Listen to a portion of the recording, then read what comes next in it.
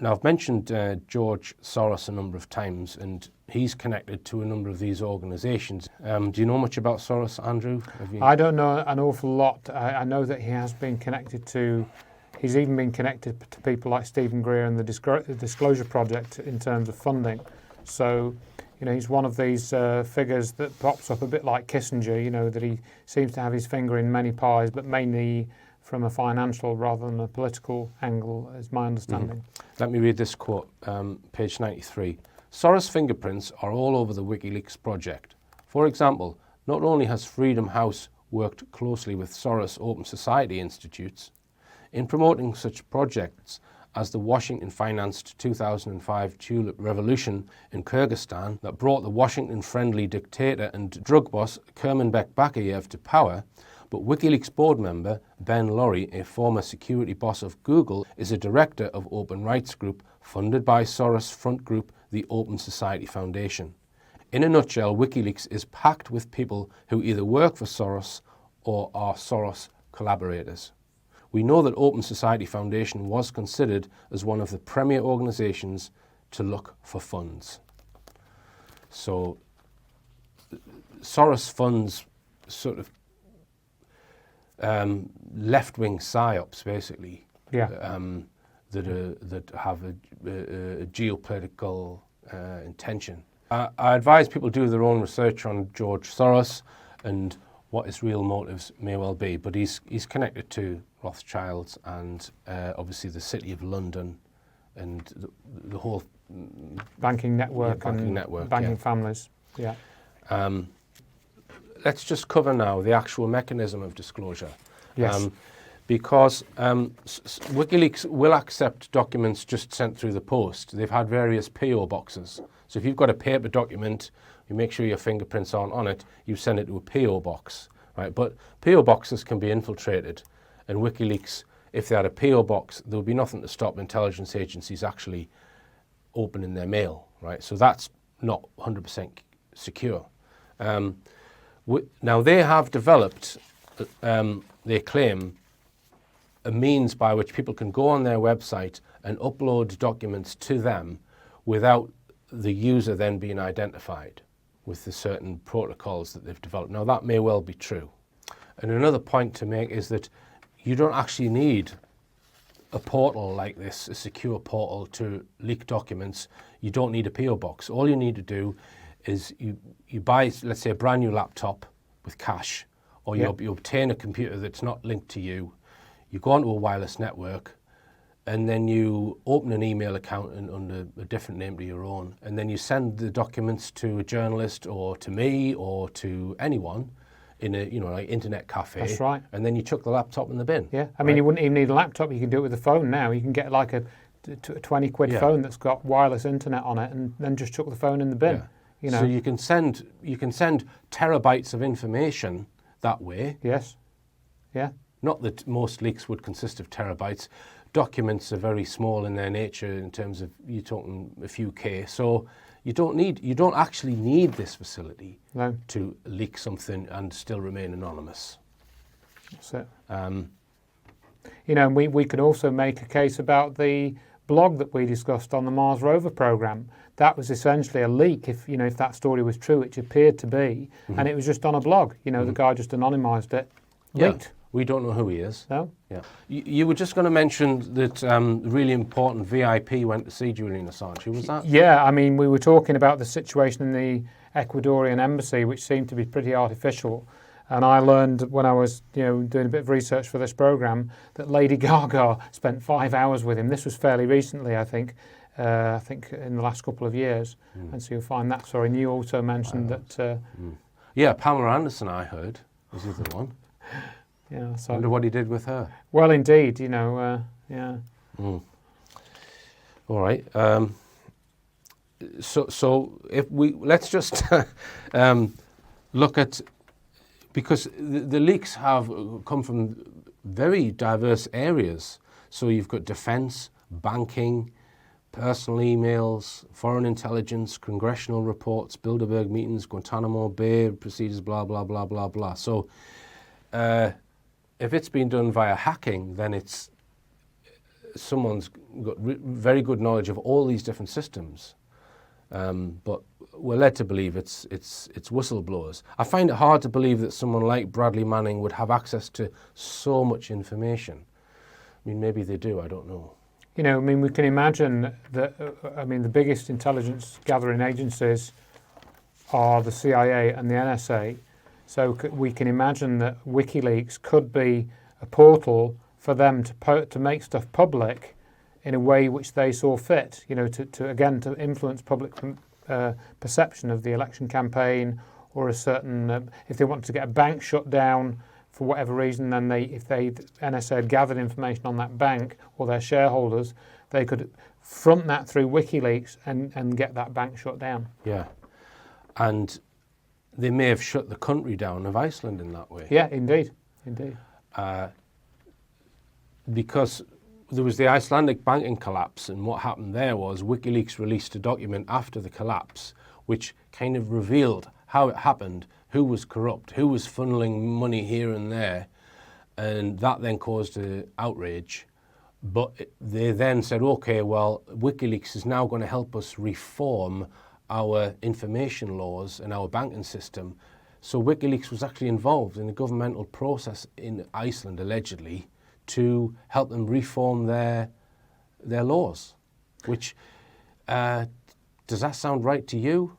Absolutely. Why? Has he got a degree in law or finance? Not that I'm aware of. So it's just so unbelievable.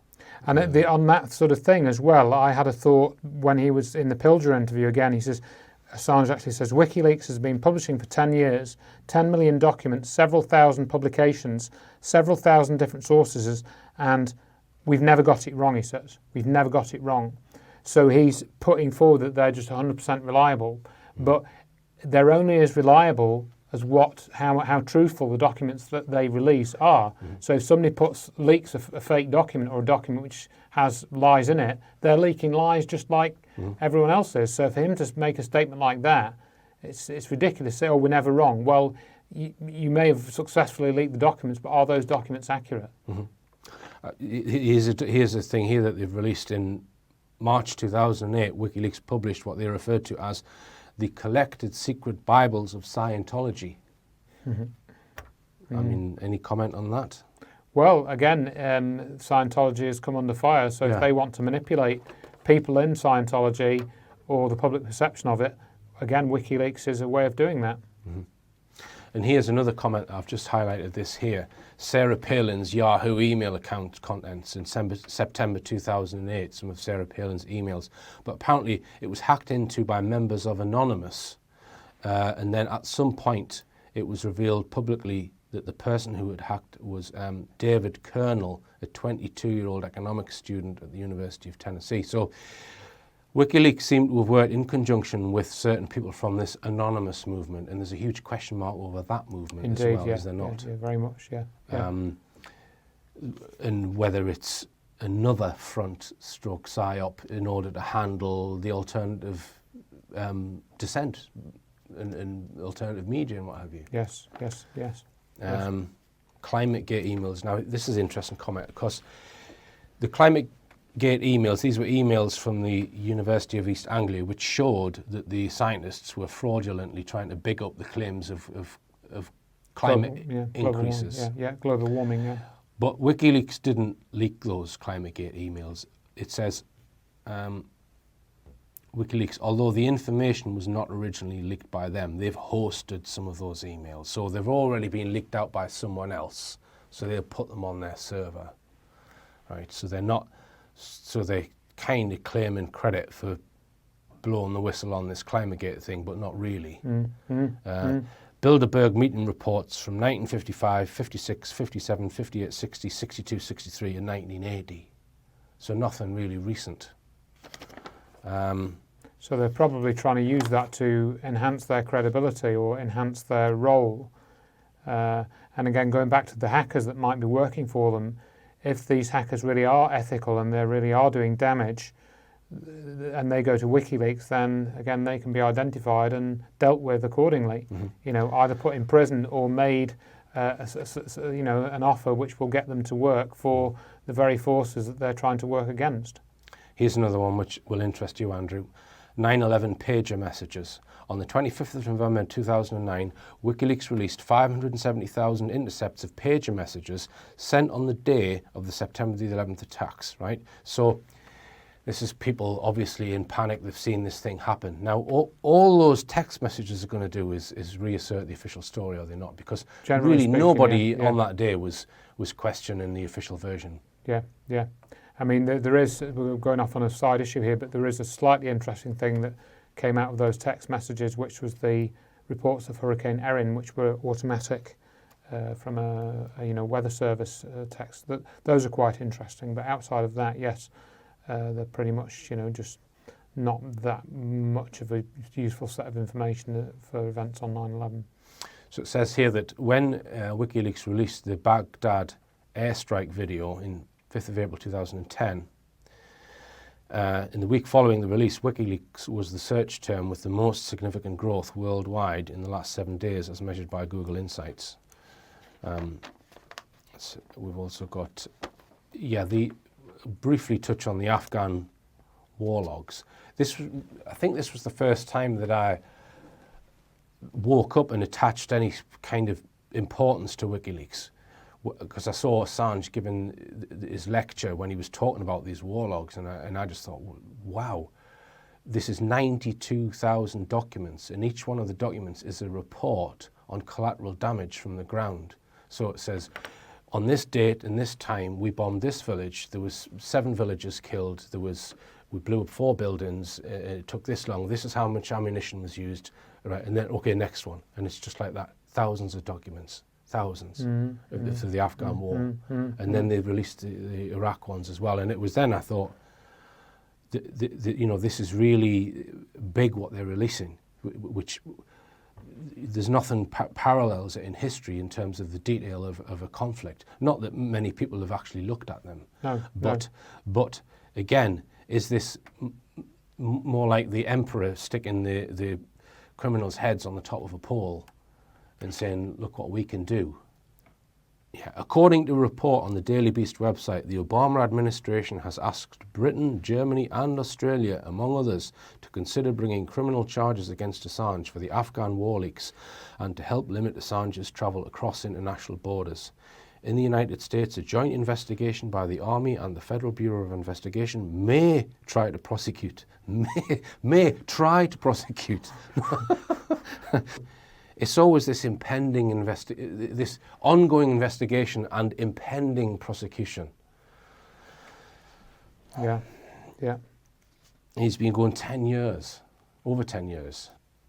So perhaps we can just finish by assuming that we're correct. What's really the intention behind it, the real intention, and where they're trying to take it? You got any thoughts on that? Well, again, going back to what I was saying earlier, that it is like a new way of getting things into the public domain, where there is a level of, there's like a sort of a wall between the public and the information in terms of where does it come from, who's leaked it. Mm-hmm. There's cherry picking of the information. I think so, yeah. And it's just that it's like, it's a bit hard to describe, but, WikiLeaks is meant to be this kind of rebellious portal where people are doing things that they shouldn't be doing. So this whole idea of documents being leaked, is quote unquote naughty, whereas stuff being in the newspaper isn't quite the same. In other words, it's like the way that this information is being accessed is, you ask questions about whether it's ethical or not, and that isn't quite the same with the mainstream. The way that information comes through WikiLeaks is it's tainted. It's tainted in some way. I find it difficult to describe, but that's what again, going back to a Guardian article, that it's becoming the way that journalism will work. Because obviously they have to make it look like what it's claimed to be. They can't be they have to release information which is real and true. It's real people's emails, and people have to believe that they're this renegade organisation which is going against the establishment.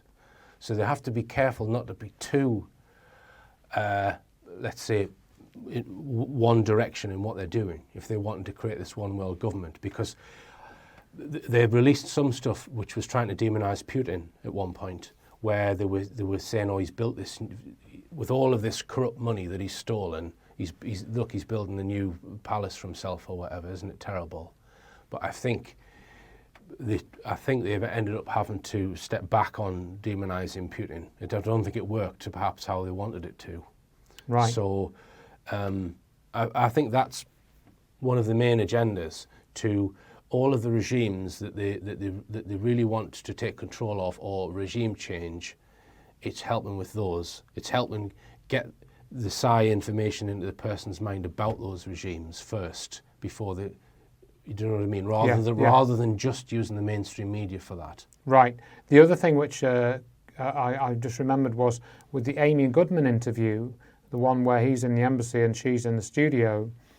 Right at the end of that interview, he starts to talk about the deep state, and he also mentions the military-industrial complex. Mm-hmm. And that, to me, was starting to get a bit more interesting. But Mm-hmm. then that's the end of the interview, and he doesn't really get a chance to talk about that. Mm-hmm. So that, again, I would have been interested to know what he was going to say about that, Mm-hmm. and how he was going to spin it based on, what we've been discussing in this programme. Mm-hmm. There was one other quote that I wanted to read from Daniel Esterlin's book, and it's concerned with mind control. Yeah. So there's a CIA mind control specialist called Dr. Ewan Cameron, and we've spoken about him with Neil Sanders. And he is alleged to have quoted this, that he believed that every person is the ultimate arbiter of justice in their own conscience, right? And in one of Assange's interviews, he's alleged to have said, "We favour and uphold ethical behaviour in all circumstances. We do not believe in unquestioning obedience to authority in all circumstances. Every person is the ultimate arbiter of justice in their own conscience." So he quoted Ewan Cameron, the CIA mind control doctor, exactly in those words. That might not mean anything, but just... It is unusual, isn't it? Yeah. Is he... Has he read Ewan Cameron's work, or if so, why?